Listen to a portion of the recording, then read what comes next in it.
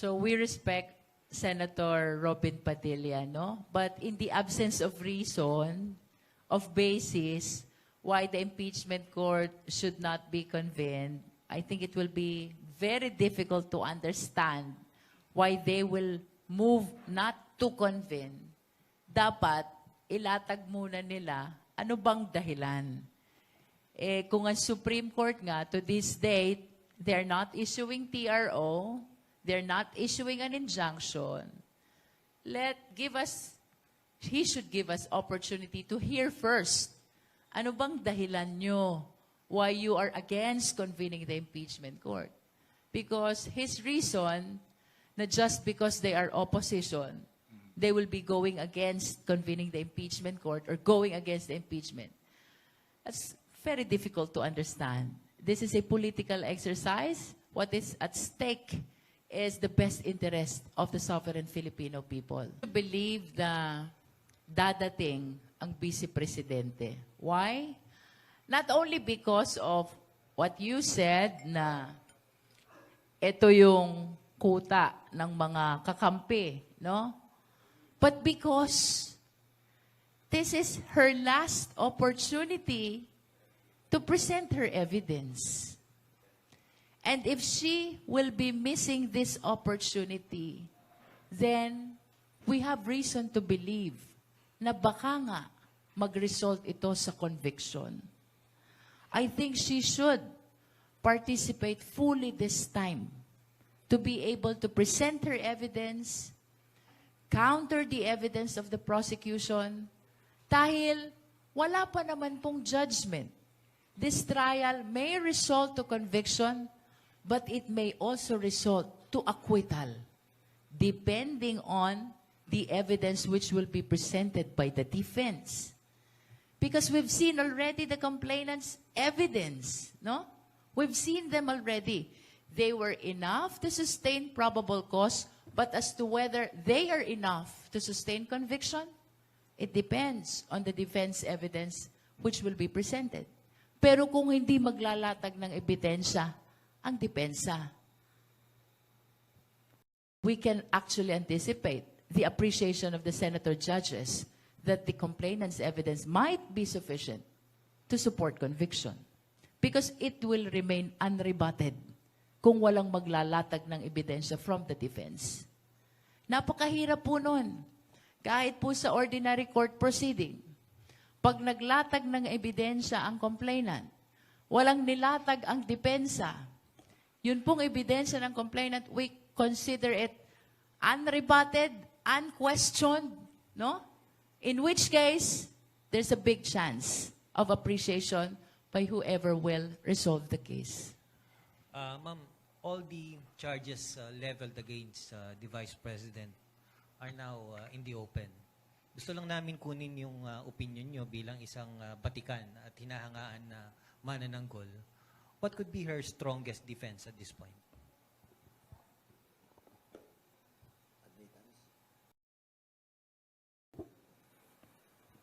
Mas maganda siguro sa depensa itanong yan. To be very honest with you, I'm totally clueless. And even if I put myself in the shoes of the defense, I would really find it very difficult how to establish my defense.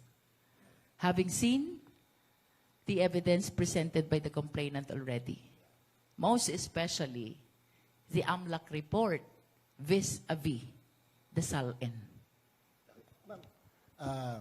Itong impeachment, isang polarizing exercise. Pero even before this impeachment proceedings, polarized na ang ating lipunan eh. Polarized din yung Senado. Nabanggit niyo yung corona trial, ganun din naman ng panahon ng corona trial eh. Polarized na ang Senate, polarized ang lipunan for or kontra corona. Pero yung boto, tatatlo ang natira for corona. Ang tanong ko sa inyo, ma'am, yung ganun bang sitwasyon ay pwedeng mangyari muli? Well, ang daming factors which can actually change the position of the senator judges, no?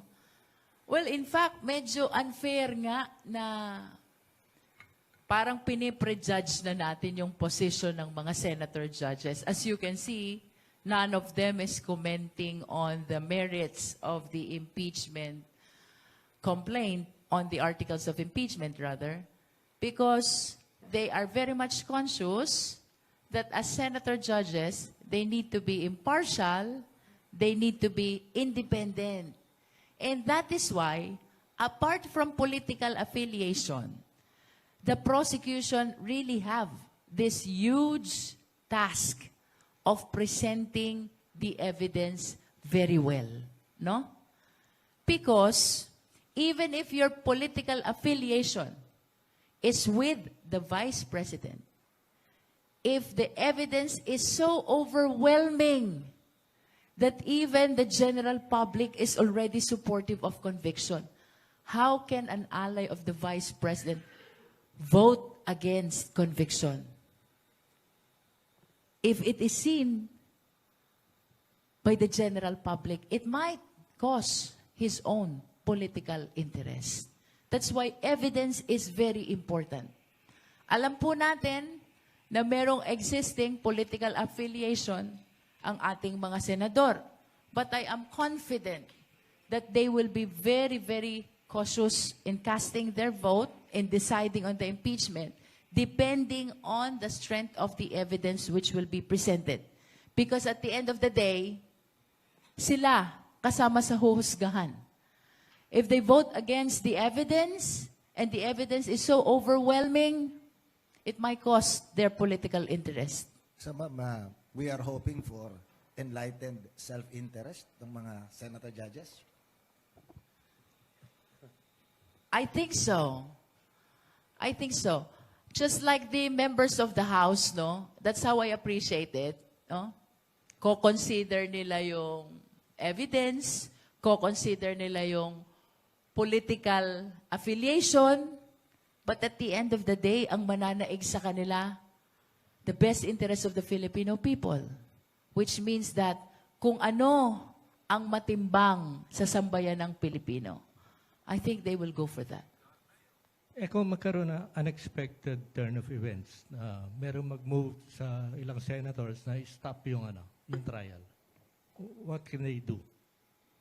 Dapat may basis. Run to the Supreme Court, gano'n?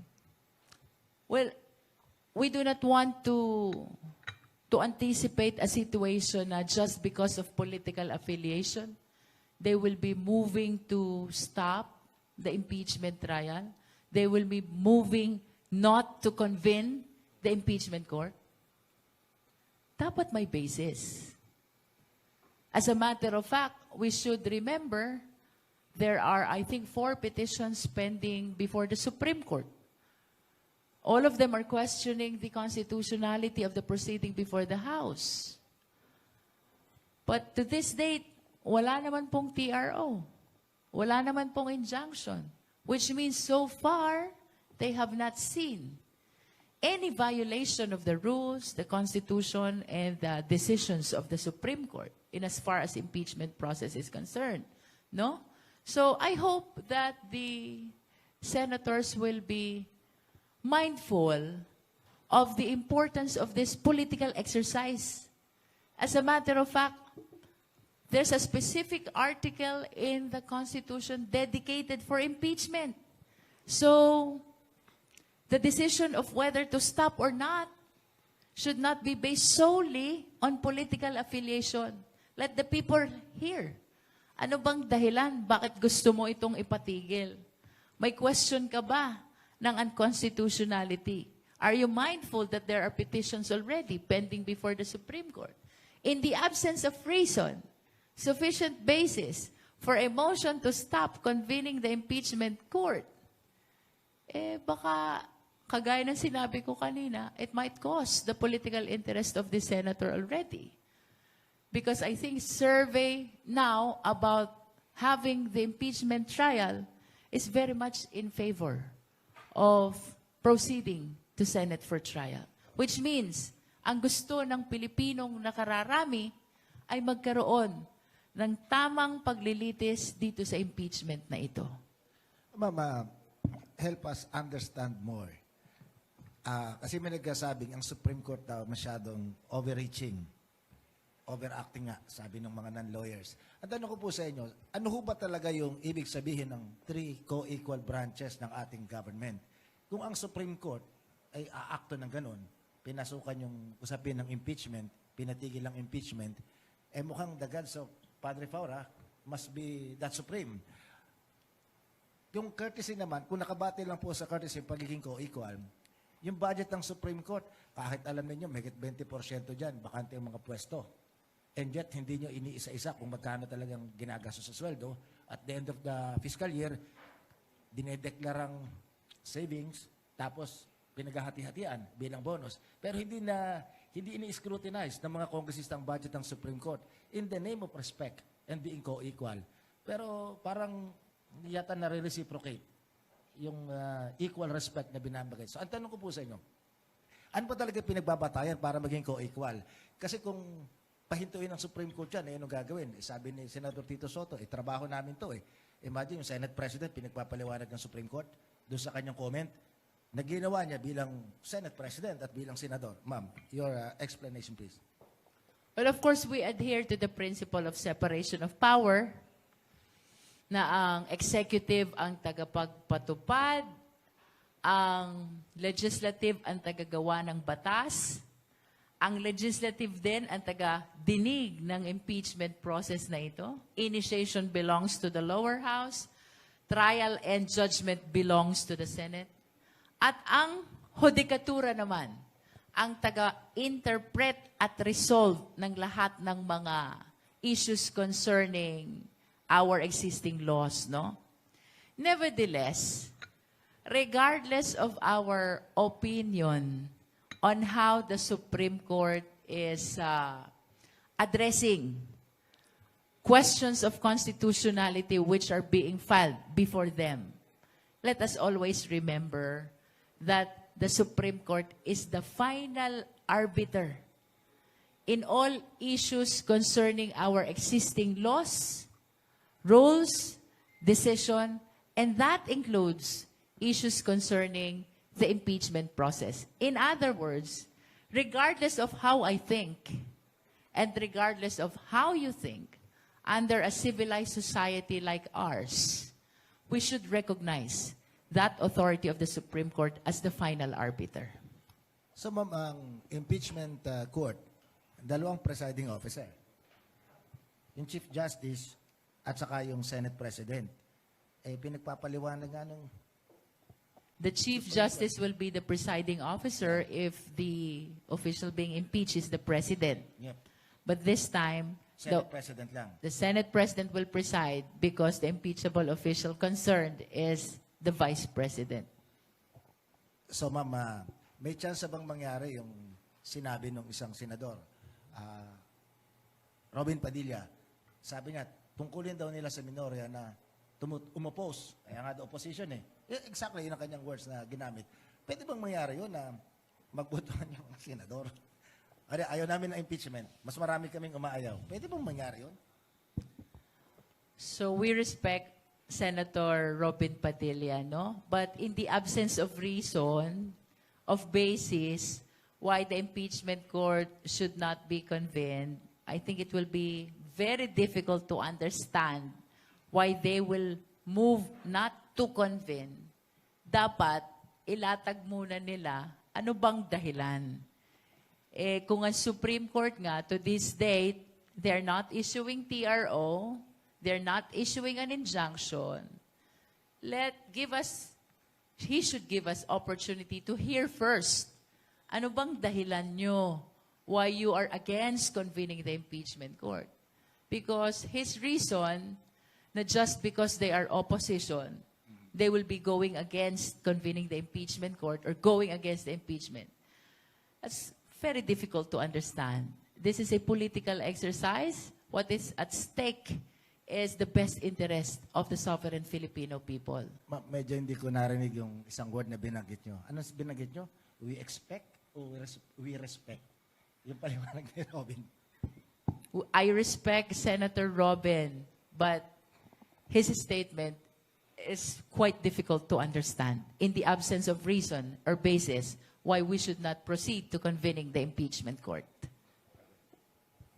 Last week, sabi nung isang lawyer na resource person natin, he does not expect Sara Duterte to appear before the Senate. What do you think? Yeah. Ako, I do not want to preempt whether she will appear or not.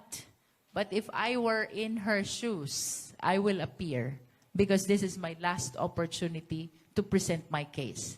If I miss this opportunity, then I should anticipate the possibility of losing this case. Or in other words, receiving a judgment of conviction. Sino ba harap sa na lawyers ni Sara? I anticipate that the legal team she introduced before will be the same legal team who will be appearing this time. I think that's Fortuna Narvasa, along with Attorney Poa. That's what I see during their press conferences. In February of this year, ma'am, the Vice President has announced her intent to run for President in 2028. Knowing fully yung nitty-gritty at nung kasong ito na kinakaharap niya, how will this impact her chances, ma'am, from your vantage point again? Well, ako po naniniwala na malaki ang epekto nitong impeachment trial na ito on the possibility of the president, of the vice president, being elected in 2028. I think the issue now is whether she will be elected or not, because the fact of running has been pronounced already by her, no? I express my faith to the sovereign Filipino people that whatever will be the decision of the impeachment court, as a matter of fact, I believe that the proceeding in the Justice Committee already affected the position of the Filipino people on whether or not they will be supporting VP Sara for president, no? Yes, she has pronounced already her intention to run, but this is only my humble opinion that the proceeding before the Justice Committee, the evidence that they saw during the proceeding, what will happen in the plenary on Monday, and what will happen in the trial, even without conviction. Just the fact that the people were able to see the evidence, I think this have huge impact already on the chances of the president as to whether she will be elected or what. Ma'am, nabanggit nyo rin kanina kasi na pinanood nyo yung corona trial. Nung naalala, hindi nyo eksakto, pero portion lang. Kami po noon nakatutok noon kasi we are young enough din para inabot yung corona trial. Napansin po namin, kapag yung mga private prosecutors ang nagsasalita, binabardagol ng mga senator judges to the point na hindi nga makapagsalita binubulabog, sabi ng mga Tagalog, binubulabog yung pagkasalita. So, lesson learned ba yun na pagka medyo yung usapin contentious ang patatayuin at magdedepensa yung congressman na prosecutor? Well, kung ako if I will be part of this prosecution panel, siguro isa lang ang parameter ko, yung familiarity ng prosecutor to the ground, no? Regardless of whether he is a public or private prosecutor. And to your observation about Bardagulan, I think if that happens, with courtesy, I will be manifesting my observation that the questions being raised are no longer relevant to the impeachment case.